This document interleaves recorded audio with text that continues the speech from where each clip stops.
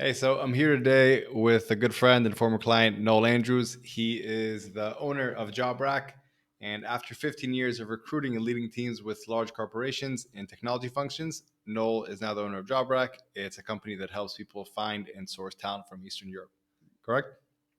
That's right, Itamar. Hey, man. All right. And Noel was a former client. We worked together in, I want to say, mid 2020. Mhm. And we spoke about a month ago. We just had this 15-minute catch up, and you're like, I have this kind of issue. And we kind of broke it down.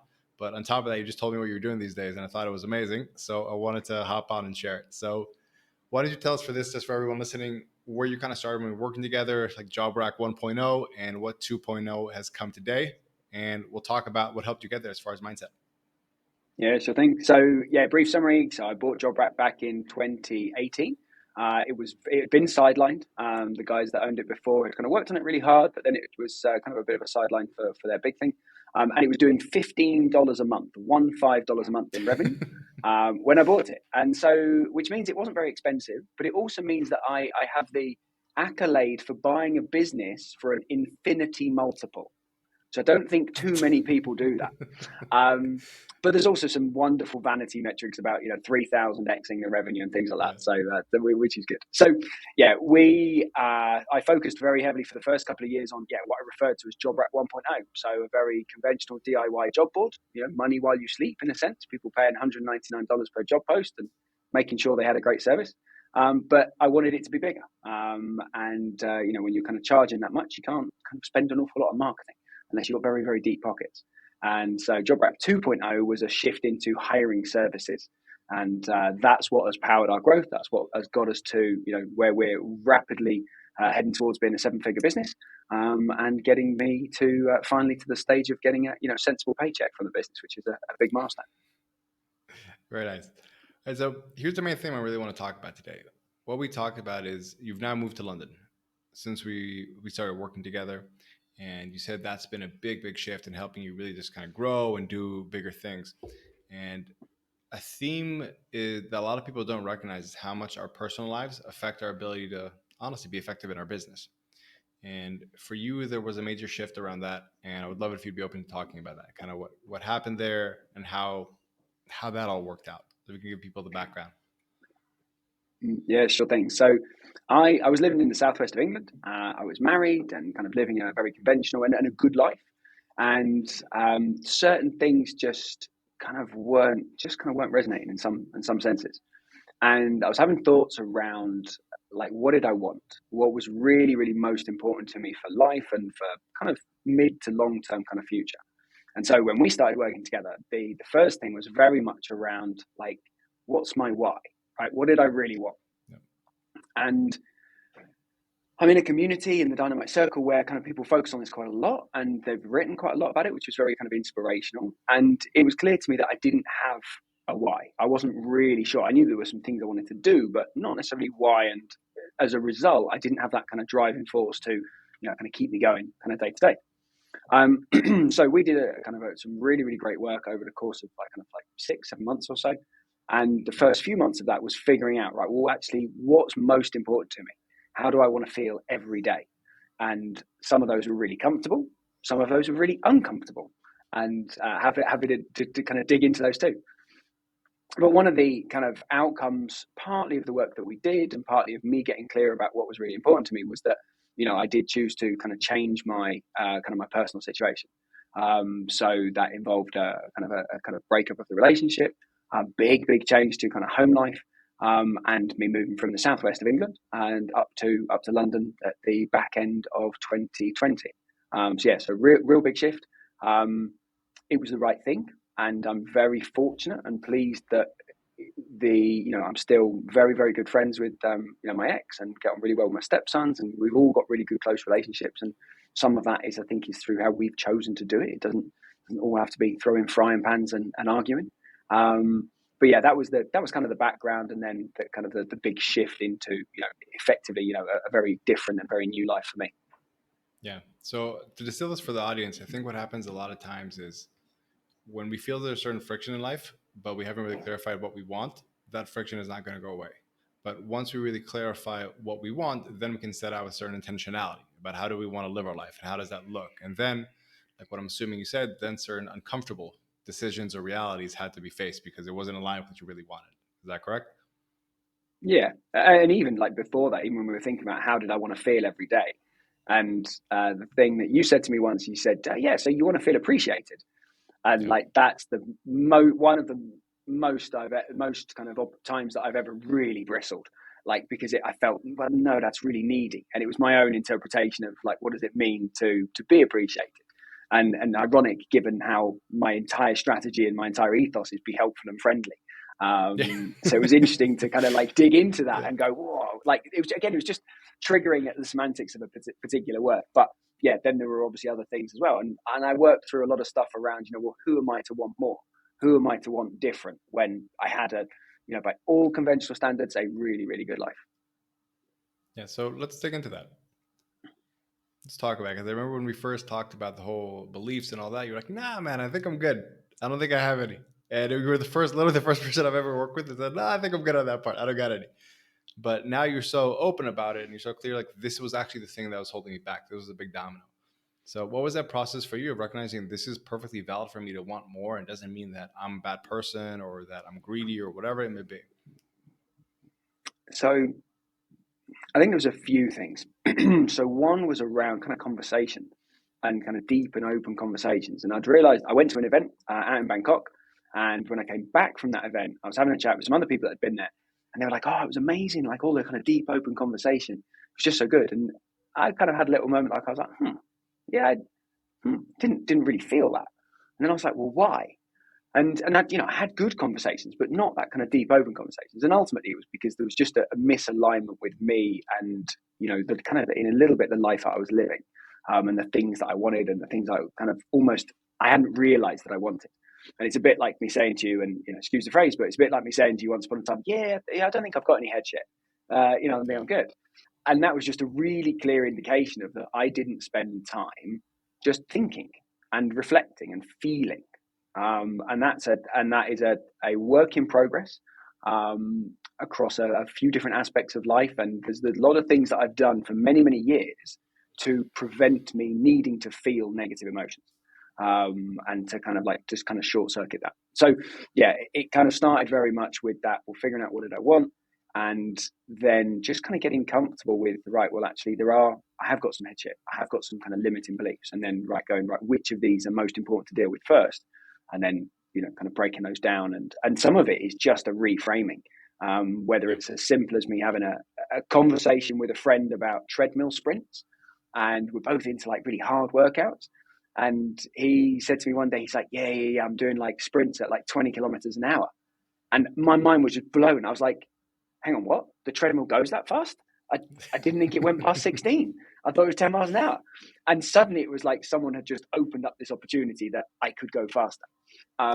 And again, it's the same thing with limiting beliefs. It's that bit of breaking down and just almost kind of exposing myself and my mind to the idea that actually more or different might be possible and that I might want that. Yeah. I think a big part of it is understanding that the limiting beliefs sometimes it's regardless of limiting or not, they're just false. And that's the big thing that sometimes we wake up to and we're like, whoa, if this is really just not true, forget about limiting, positive, all that kind of jazz. But this is just a false belief. And I can let go of it. It really frees you a lot. But to kind of encapsulate everything you said, the way I looked at it from the outside, you wanted to have, from what I remember, it was feeling appreciated, living constantly evolving, and having the freedom to pursue.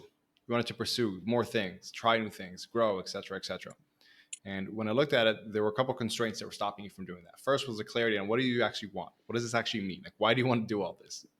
And then once you got clarity in that, you could create intentionality around it. And you create a game plan. Remember when we broke down, like, what does this actually mean? How do you need to build? What do you need to do?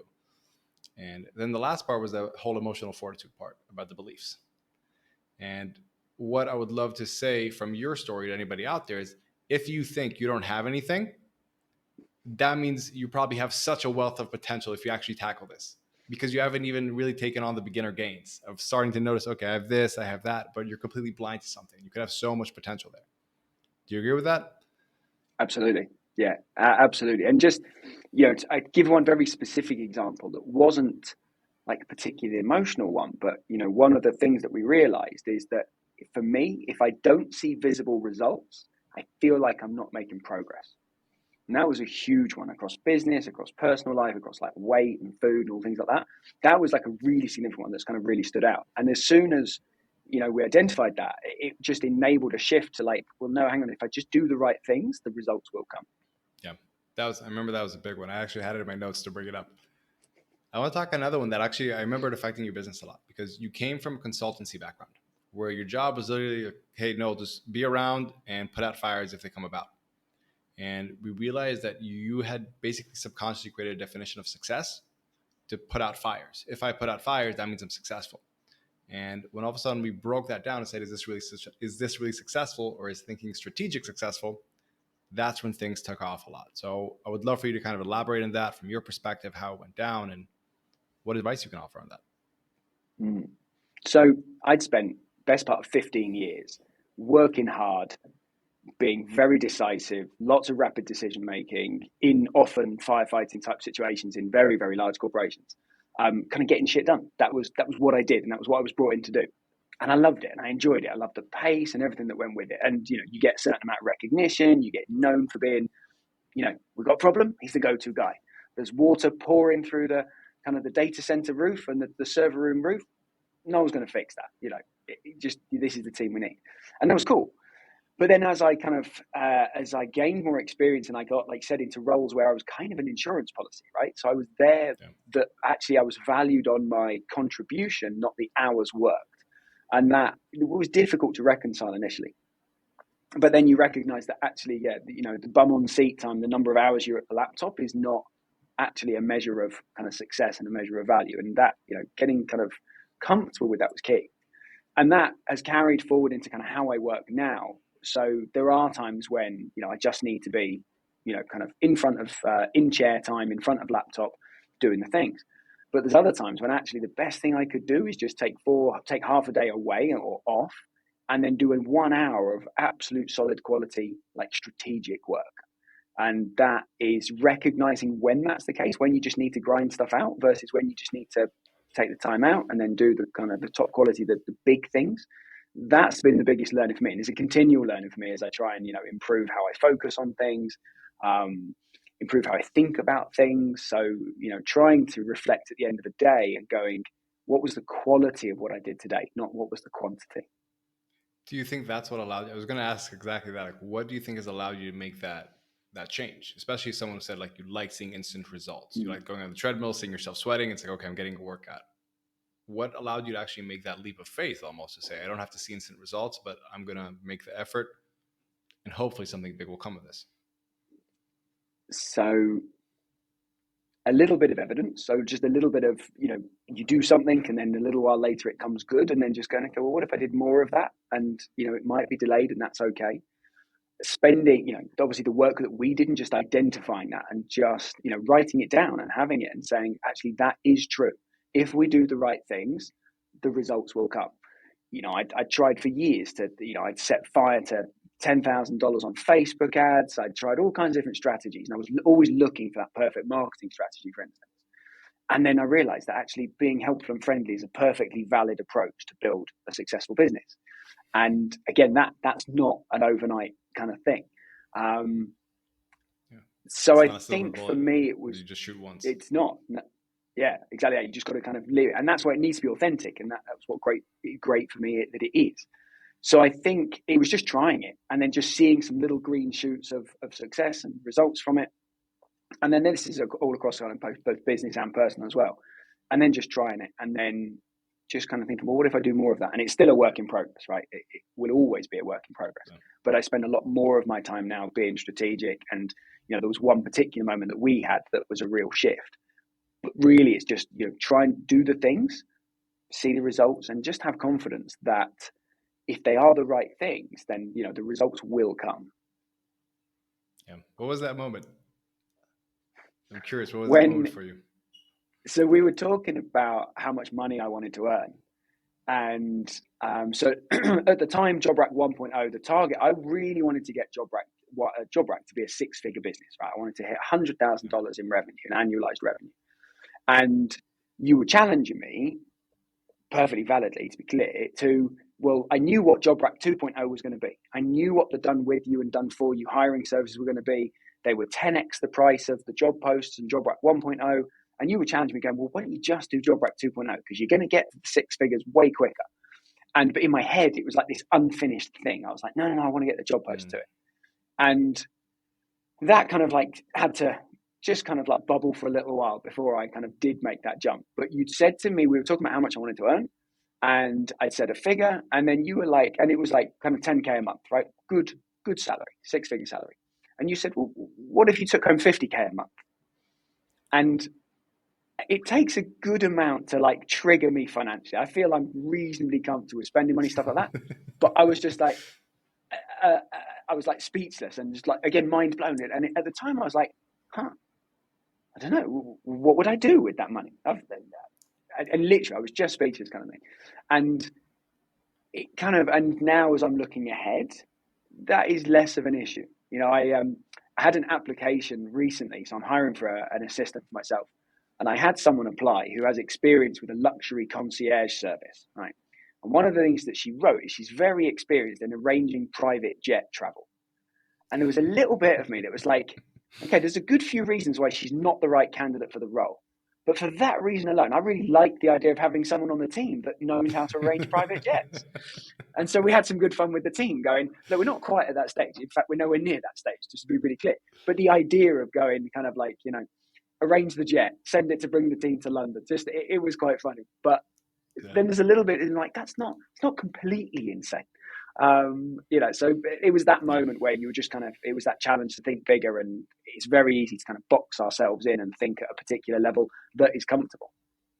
Yeah. I remember the 20K, I think, was your ceiling.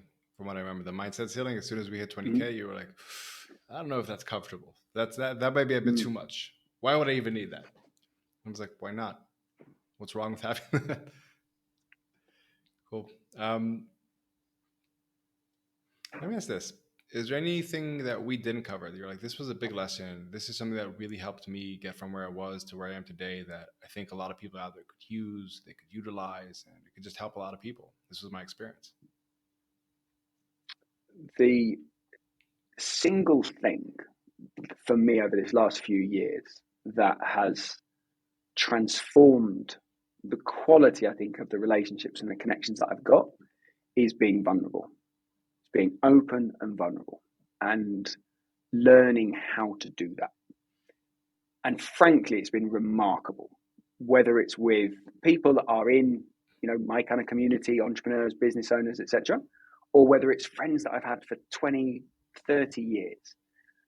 As soon as I wasn't just the guy that the Duracell bunny that just got shit done, it was always plowing through, it was doing everything kind of thing. As soon as I just showed vulnerability and just talked really openly, it was really interesting how it just, friendships just ratcheted up levels, like just went to levels that we've never been near before because people felt comfortable in then opening up.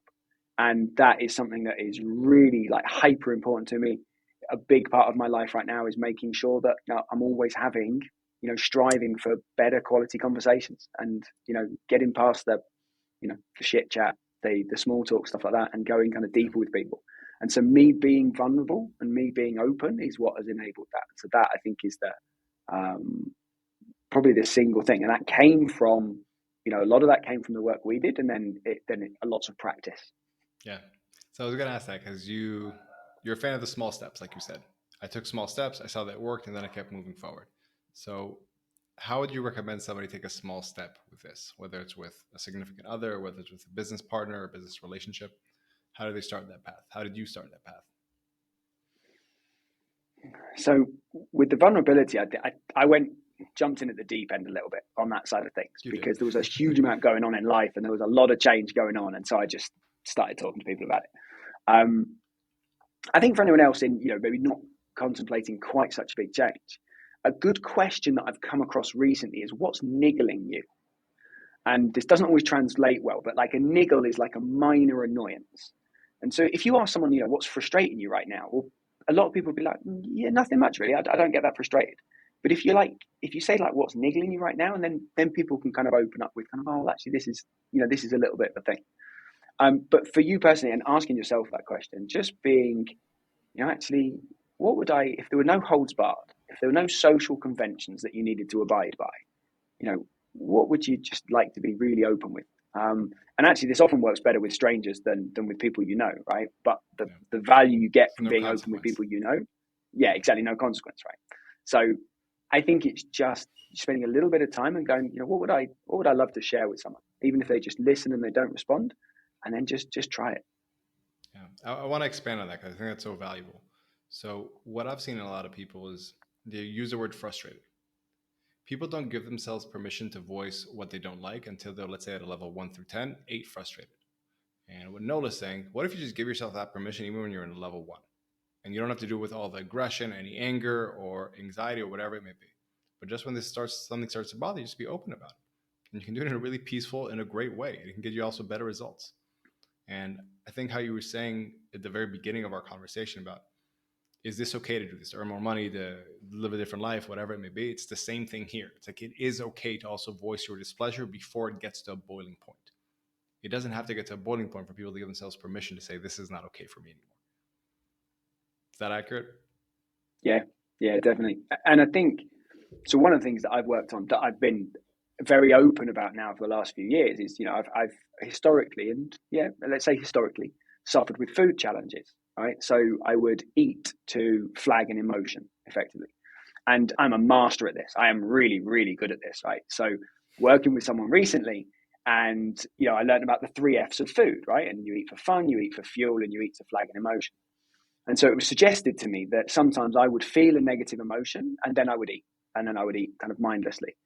And I was like, nah, I don't do that. That's not quite right. And the person I was working with, and she was like, you sure? I was like, yeah, yeah, yeah. I'm way more advanced than that. I never actually feel the negative emotion. I am so highly tuned that I Just can go have like a straight to chocolate eating. bar and I can go straight to eating.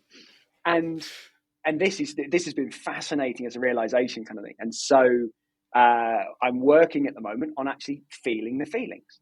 And I had a moment like a couple of weeks ago where I felt the feelings, and basically I'd been told that I couldn't work out for a couple of weeks because I'd sprained my wrist. And I don't like being told that I can't do things. I don't like being anything less than 110%. And so, like, I was in a place where I could have bought food. I looked at the food and I was like, no, that's not going to solve that's not, I know what's going on here. It's not going to solve Yeah. it. And so I just sat with these uncomfortable feelings. And I remembered messaging my coach that I'm working with, and I was just like, okay, so I'm doing it, but this feels rubbish. I don't like it. Like, what do normal people do when they feel these feelings? And she came back and said, well, interesting definition of normal. And so what I'd say to anyone kind of listening is, for me, it's really easy. Like, I know that historically I've turned to food when instead of feeling, a negative emotion. For other people, it might be drink. Other people, it might be all kinds of different things. But sometimes you actually have to look at the behavior to figure out what's really going on, because you might not be feeling those emotions. And so, whatever your circumstance might be, whether you're not getting where you want in business, or you're not spending the time how you want to do, or food, or drink, or drugs, or whatever, sometimes it's almost looking at that behavior and what are you doing, and then thinking about, why am I doing it? And if you're doing something that you later think, yeah, that wasn't ideal, then perhaps there's something else beneath that of going on. And what is it? Is it that you're not really happy? Is it that you're not living the genuine life that you want? Is it that you feel, or your body and your mind is conscious that you're capable of more, but it's a fear, or this kind of like false belief or limiting belief? And so that's a big thing for me recently, is coming across the idea that actually our behavior can inform and guide us where maybe we're not so emotionally attuned as we might like to be. Yeah. I wanna summarize that in 2 ways, because I think you said it was really great. First off, basically, if you have not really dealt with your emotions ever, you need to do it because they are there. Just the fact that you ignore them doesn't mean that they're not there. It doesn't mean they don't influence your behavior. And that's a big thing to be cognizant of. I think a lot of people don't want to deal with it because then they're afraid they're going to get sucked down. It's actually going to be a hindrance to them because they're going to get all emotional and sappy or volatile, whatever it may be. But it's actually the opposite. You actually dealing with it and confronting it allows you to build a certain sense of fortitude around it, where it doesn't control you as much and you're aware of it. So that's number one. Would you agree with that? Yeah, absolutely. Great. And two, what you were saying about there's ways to know with our behaviors. A model I love is the ABC triangle. It says The A is affect, B is body or behavior, and the C is cognitive. So if you notice, and you can ask somebody, when I get frustrated, when I get a bit anxious, when I get a bit angsty, whatever it may be, first off, how do you think I feel? What is the vibe I give off? Am I angry? Am I agitated? Am I tense? Am I nervous? You can understand that. B is the body or behavior. So physically, what happens? Do I pace around? Do I crack my knuckles? Do I get a cold sweat in the back of my neck? Are my palms shaky? Whatever it may be. And finally, C is the self-talk, the cognitive. And if you can understand what do you say to yourself during these times, you can catch it. So that way, when it starts popping up in your head, you're like, oh, wait, I'm being emotional because one of these cues just popped up. It's a really powerful way to understand what's going on, be able to take a step back and say, okay, I'm emotional right now. Let me not act on something that I might regret later, and let me understand what's going on here. Yeah, definitely. And the like almost like the third little summary I'd add, it's just a few words that I heard on a podcast recently, is feeling the feelings will make you rich. Very true. Very true. Cool, Noel. I really appreciate it, man. And I love seeing your success. Like I remember where Job Rack started 1.0, where it is right now. Like here you're on your way to 7. It's amazing, man. Good to be happy for Thanks, you. man. And thank you for being on Thanks, the pod. Itamar. Appreciate it.